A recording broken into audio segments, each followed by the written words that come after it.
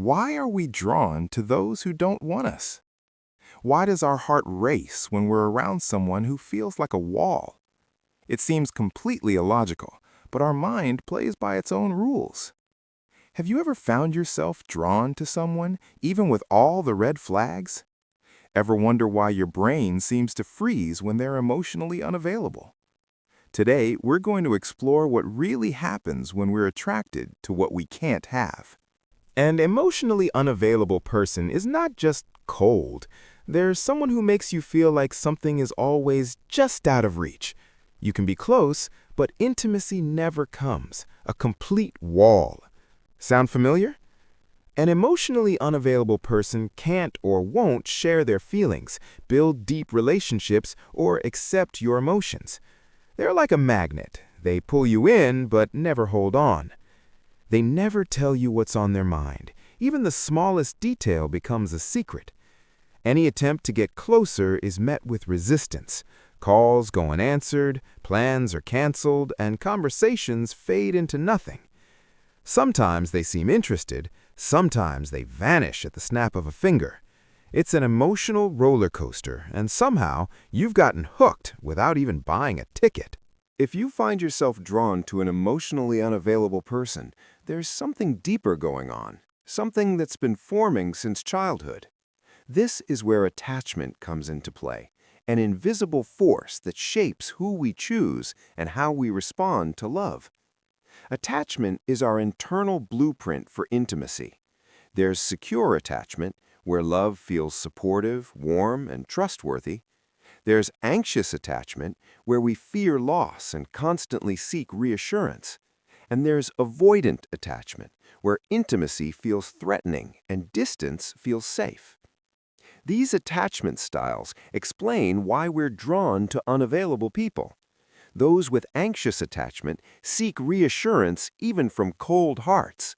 Those with avoidant attachment unconsciously attract people who maintain distance. And secure attachers, they choose love that nurtures rather than drains them. So, if you've ever wondered why you keep choosing unavailable partners, now you know. It's not an accident. And this is where our brain's strangest trick comes into play.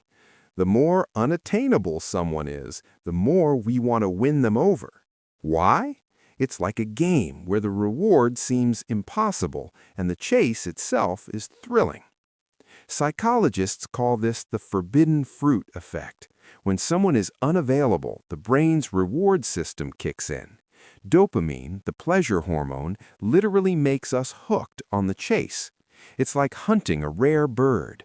The harder it is to catch, the more irresistible it becomes. We start seeing them as perfect, ignoring all the real red flags. And now that we understand why an unattainable person feels so magnetic, it's time to go deeper, to explore the biological and psychological mechanisms that make us repeat this pattern over and over again. When someone is unavailable, every attempt to win them over feels like a little dopamine explosion. Stress, uncertainty, brief emotional highs. The brain experiences it all like a game with a reward. We get hooked on these highs even when they're actually draining us. And here's the strange truth.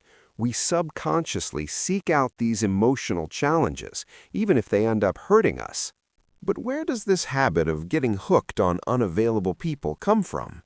It all starts in childhood. Our first relationships with our parents shape the love map we follow as adults. If a child grows up with an emotionally unavailable parent, they learn that love has to be earned, sometimes through anxiety, sometimes through distance. These patterns get ingrained, and as adults, we unconsciously seek out similar dynamics. We're drawn to people who repeat familiar patterns, even when they're painful.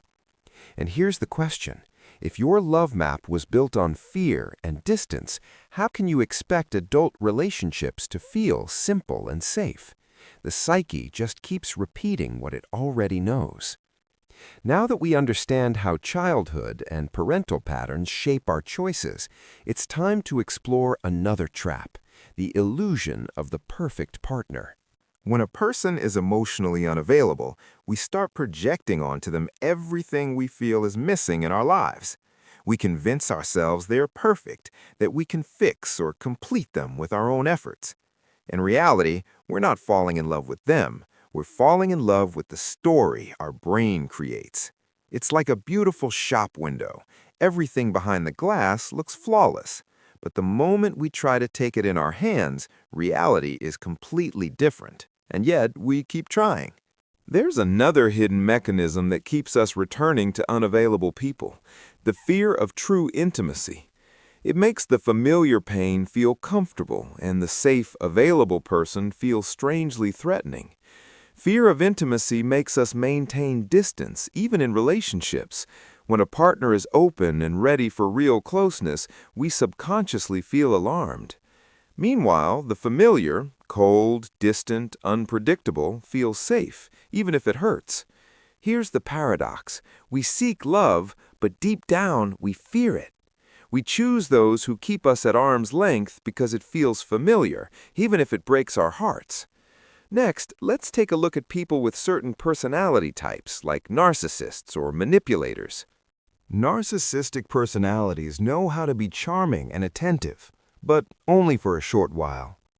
They give us small doses of attention and praise, like treats we have to earn.